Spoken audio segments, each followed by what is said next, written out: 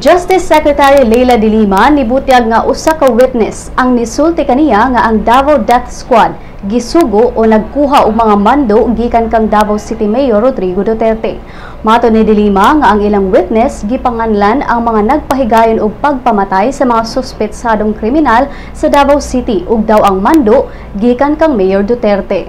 Mato ni de Lima nga ang witness usa ka kanhi miyembro sa Davao Death Squad ug anaa karon sa kustodiya sa National Bureau of Investigation ug gipaubos sa Witness Protection Program.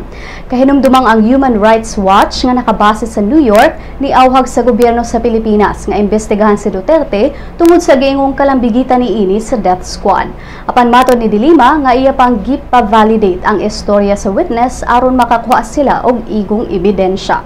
Si Mayor Duterte daan ang nilimod sa iyang kalambigitan sa Davao Death Squad ug gihagit si de Lima og ang Human Rights Watch nga mopasakag kaso sa korte batok kaniya.